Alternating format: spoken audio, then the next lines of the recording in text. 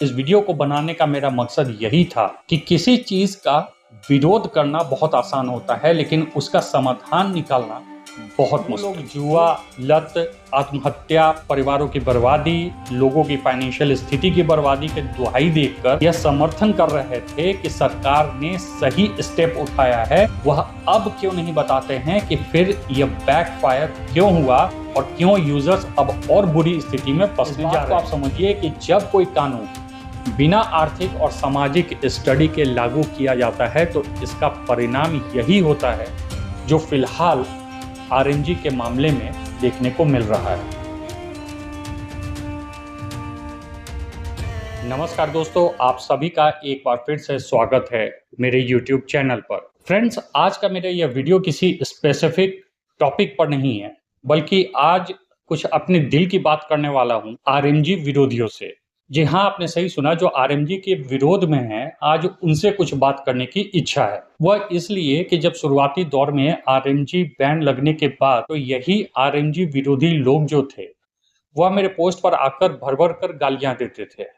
मुझे कंपनी का दलाल, कंपनी का एजेंट, न जाने क्या कहा करते थे। उन्हें मैं तभी समझाता था कि मैं आरएमजी के न विरोध में हूं न समर्थन में हूं। बस यह जो समस्या है वह सही ढंग से हल होना चाहिए और मुझे ऐसा लगता है कि सरकार ने जो स्टेप उठाया है वह सही दिशा में नहीं है और इसका परिणाम पूरे देश को भुगतना पड़ेगा। मैंने तब भी इस बात को पुरजोर ढंग से उठाई थी कि इस बैन का असर यह होगा कि ऑफशोर गेमिंग प्लेटफॉर्म पूरी तरीके से फलने फूलने लगेंगे और यूजर्स जो हैं, यानी कि जो प्लेयर्स हैं, वह और ज्यादा बुरी स्थिति में पड़ जाएंगे। और हुआ भी यही।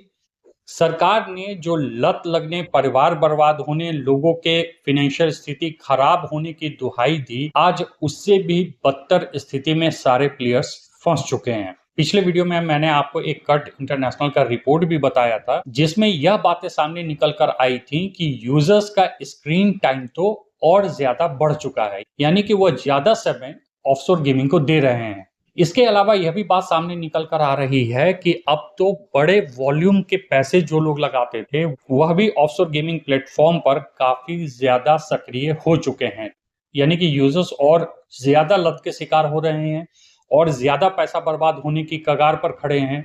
और जहां तक बात रही मनी लॉन्ड्रिंग की, तो इसमें तो कोई दो राय नहीं है कि ये पैसे किस प्रकार से देश से बाहर जा रहे हैं, या आप भी समझ रहे हैं और मैं भी समझ रहा हूं।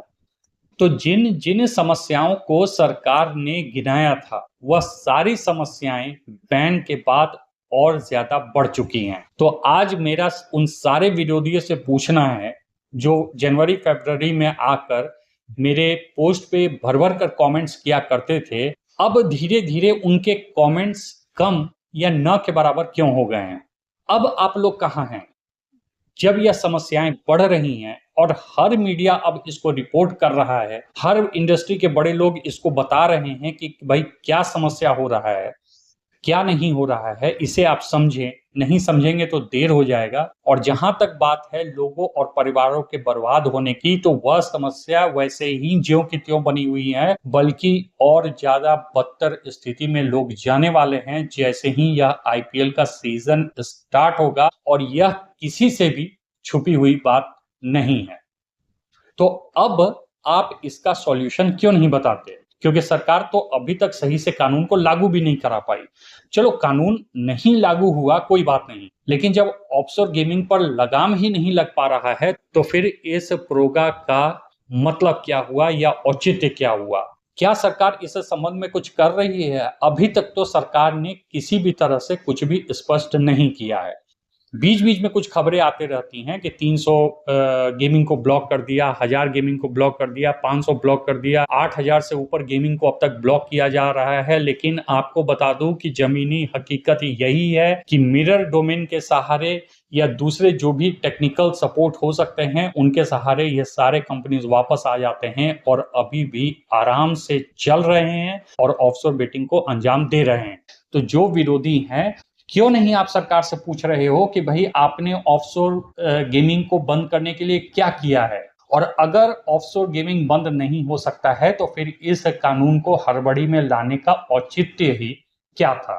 यह सवाल निश्चित रूप से आपको पूछना चाहिए। चलिए, आप सरकार से नहीं पूछ सकते हैं तो जो लोग भर भर कर गालियां देते थे वो कमेंट में ही मेरे बता दे कि भाई अब उपाय इसका क्या है और सरकार क्या करे जिससे कि इन ऑफशोर गेमिंग प्लेटफॉर्म को रोका जा सके या सफलतापूर्वक इस कानून को लागू कराया जा सके, क्योंकि यह सिचुएशन दिन पर दिन खराब होती जा रही है और आईपीएल सीजन स्टार्ट होने के साथ मुझे लगता है कि स्थिति पूरी तरीके से आउट ऑफ कंट्रोल हो जाएगी। अच्छा, ऐसा मैं इसलिए कह रहा हूं कि आज ही बिजनेस टुडे में एक खबर प्रकाशित हुई है जिसमें Lumikai's state of India interactive media reports 2025 का एक रिपोर्ट आया है। उस रिपोर्ट के अनुसार गवर्नमेंट द्वारा लागू किया गया प्रोगा एक्ट या आरएमजी पर यह बैन पूरी तरीके से बैकफायर कर चुका है, क्योंकि हर 3 में से एक जो आरएमजी प्लेयर्स है वह ऑफशोर गेमिंग प्लेटफॉर्म पर शिफ्ट हो रहा है। मैं फिर से रिपीट कर दूं, हर 3 में से एक आरएमजी प्लेयर्स जो है वह आरएमजी प्लेटफॉर्म पर शिफ्ट कर चुका है, और यह स्थिति तब है जबकि अभी आईपीएल आया भी नहीं। तो आप समझ सकते हैं कि जब आईपीएल आएगा तो क्या स्थिति होगी। अब आपके मन में यह प्रश्न जरूर उठा होगा कि यह ल्यूमिकाइज रिपोर्ट है क्या। तो आपको बता दूं कि Lumikai's state of India interactive media report 2025 एक एनुअल रिसर्च रिपोर्ट है जिसे ल्यूमिकाई नाम की एक वेंचर कैपिटल फर्म तैयार करती है। यह रिपोर्ट खास तौर पर इंडिया के गेमिंग, डिजिटल मीडिया और इंटरैक्टिव एंटरटेनमेंट सेक्टर की पूरी स्थिति को बयां करती है। आसान भाषा में कहूं तो यह रिपोर्ट हर साल बताती है कि भारत में गेमिंग इंडस्ट्री कितनी बड़ी है, कितने लोग गेम्स खेल रहे हैं, लोग पैसा कहां खर्च कर रहे हैं और इंडस्ट्री कितनी तेजी से बढ़ रही है और कौन कौन से नए ट्रेंड्स आ रहे हैं। इन सारे सवालों पर सालाना रिपोर्ट प्रकाशित होता है और 2025 का रिपोर्ट यही बता रहा है कि जो भी प्रोगा के तहत आरएमजी पर बैन लगाया गया है वह फिलहाल तो यही दिखा रहा है कि बैकफायर कर चुका है और हर 3 में से एक यूजर्स ऑफशोर गेमिंग के तरफ शिफ्ट हो रहे हैं। इस वीडियो को बनाने का मेरा मकसद यही था कि किसी चीज का विरोध करना बहुत आसान होता है लेकिन उसका समाधान निकालना बहुत मुश्किल। जो लोग जुआ, लत, आत्महत्या, परिवारों की बर्बादी, लोगों की फाइनेंशियल स्थिति की बर्बादी के दुहाई देकर यह समर्थन कर रहे थे कि सरकार ने सही स्टेप उठाया है, वह अब क्यों नहीं बताते हैं कि फिर यह बैकफायर क्यों हुआ और क्यों यूजर्स अब और बुरी स्थिति में फंसने जा रहे हैं। तो अगला सवाल आपके मन में आ रहा होगा कि भाई तो इसका उपाय क्या है? क्या गवर्नमेंट को कुछ नहीं करना चाहिए? तो नहीं, मेरा यह भी नहीं कहना है कि गवर्नमेंट को कुछ नहीं करना चाहिए था, क्योंकि इन गेमिंग एप्स के द्वारा बहुत सारी समस्याएं एग्जिस्ट कर रही थी, उसमें कोई शक नहीं है। और उसमें एक बड़ा मुद्दा मनी लॉन्ड्रिंग का भी था। तो समस्याएं थी, इसमें कोई शक नहीं है, लेकिन ब्लैंकेट बैन लगाना इसका समाधान नहीं है। शुरुआती दौर से मैं बोल रहा हूं कि यह पूरा का पूरा मसला तभी सॉल्व हो सकता है जब इसे सख्त रेगुलेशन के अंतर्गत लागू किया जाए।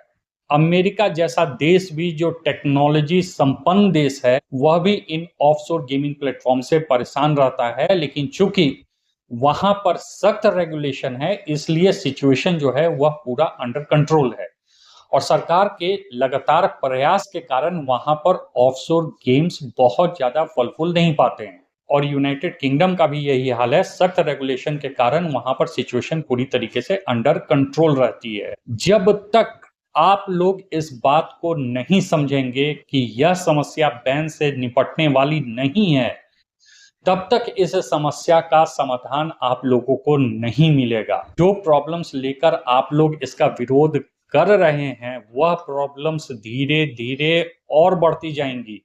इस बात को आप समझिए कि जब कोई कानून बिना आर्थिक और सामाजिक स्टडी के लागू किया जाता है तो इसका परिणाम यही होता है जो फिलहाल आरएमजी के मामले में देखने को मिल रहा है। अब देखते हैं आगे क्या होता है। Thanks for watching.